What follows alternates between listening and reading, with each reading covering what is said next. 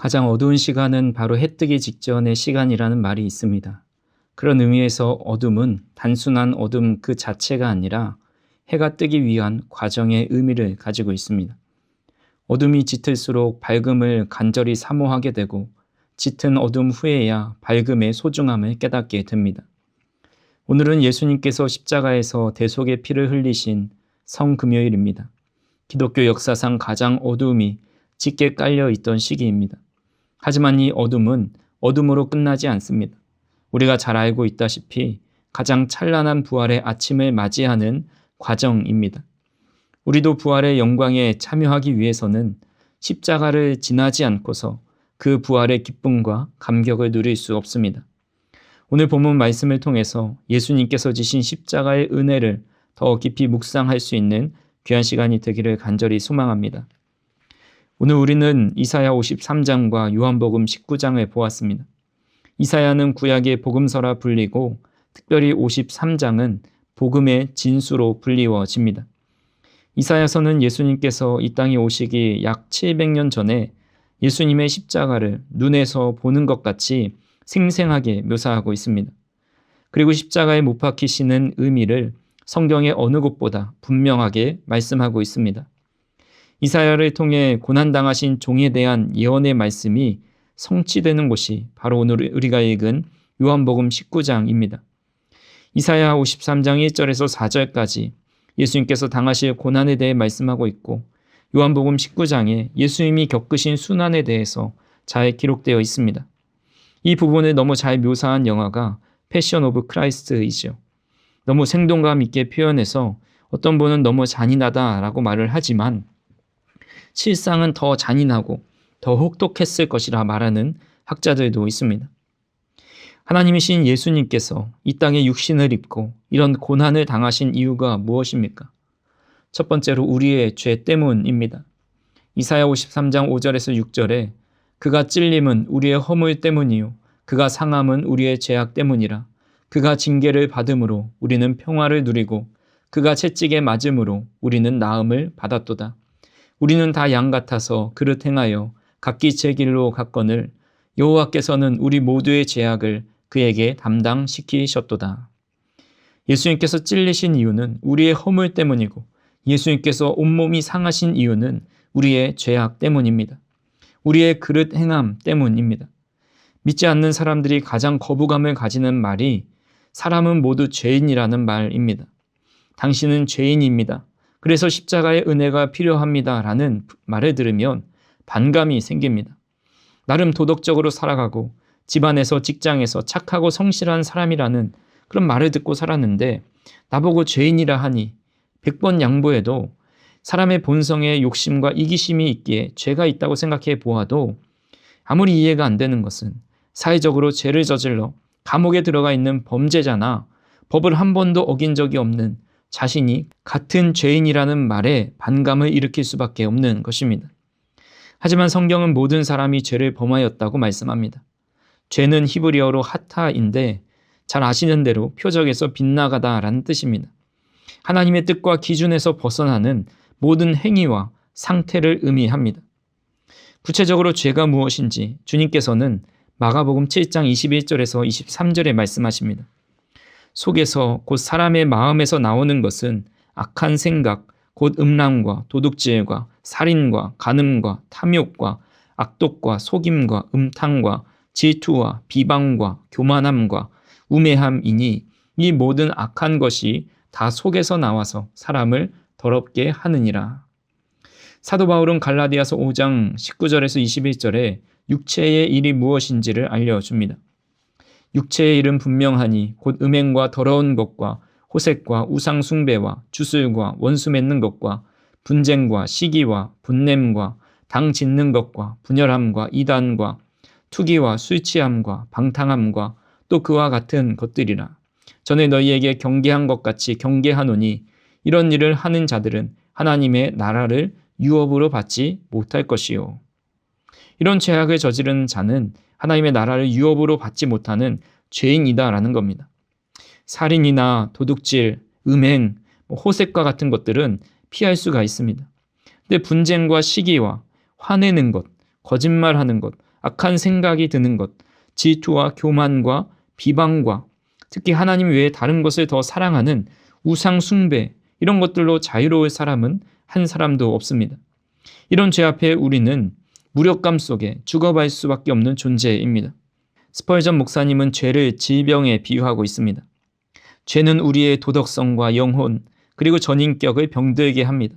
단지 법적 유죄로 끝나는 것이 아니라 사람의 정신과 감정, 관계와 인격까지 황폐하게 만듭니다.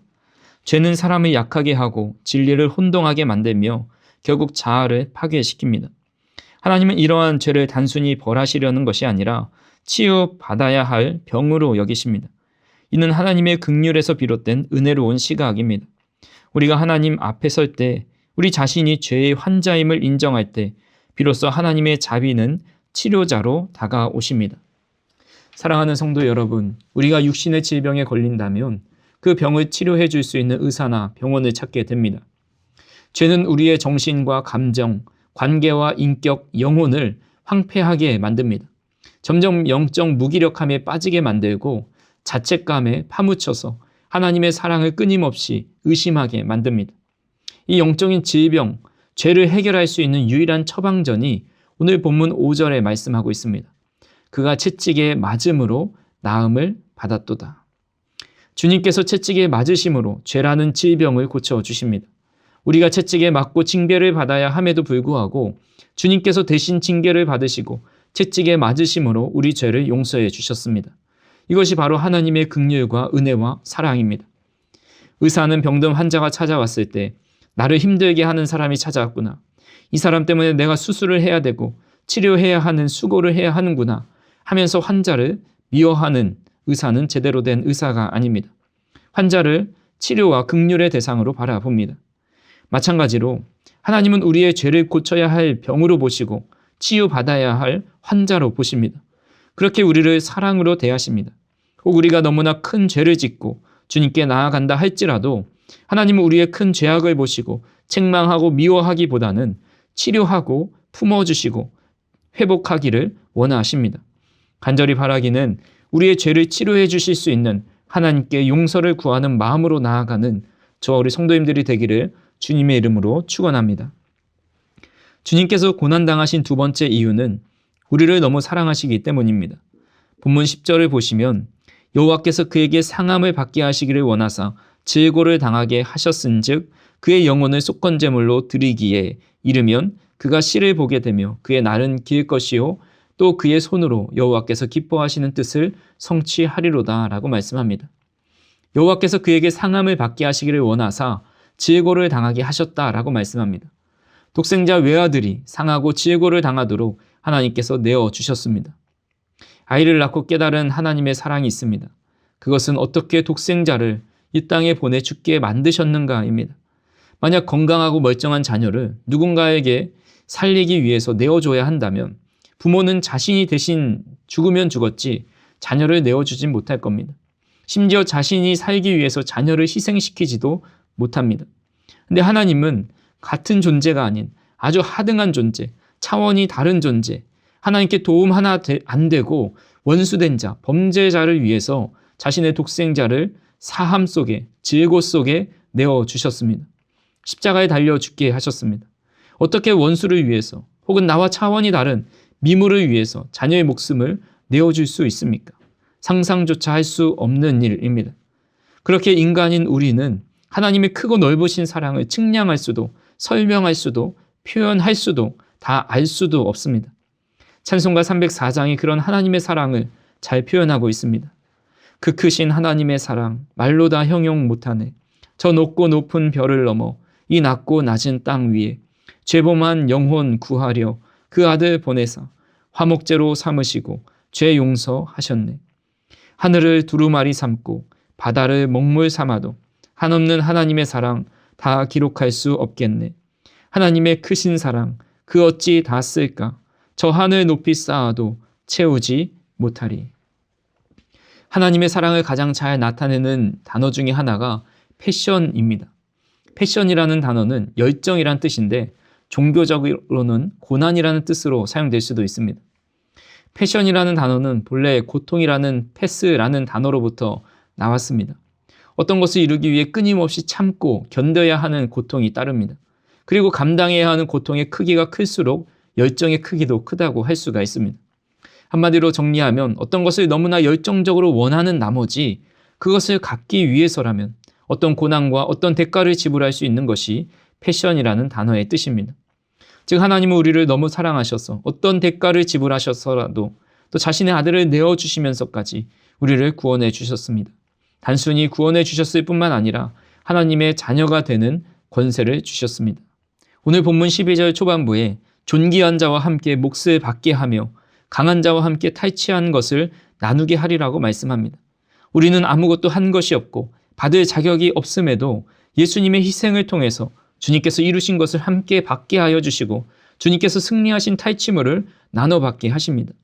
즉 우리 또한 존귀한 자로 강한 자로 살아가게 하신다라는 것입니다. 우리는 이런 하나님의 측량할 수 없는 사랑을 받은 존재라는 사실을 십자가를 통해 깊이 깨달을 수 있기를 간절히 소망합니다. 마지막으로 예수님은 우리를 위해 채찍에 맞으시고 징계를 받으시면서 어떤 마음을 가지셨을까요?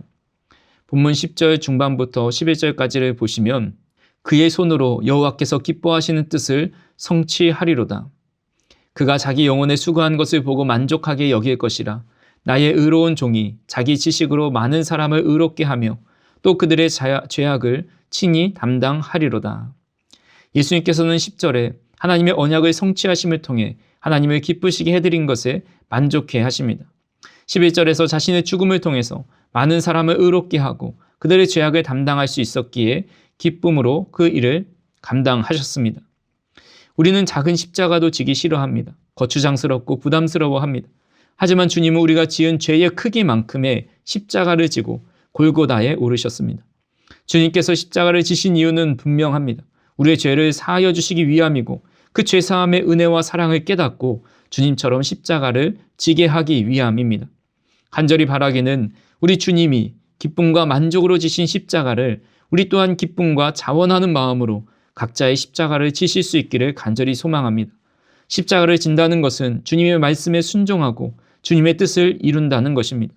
우리를 향한 하나님의 뜻이 무엇입니까?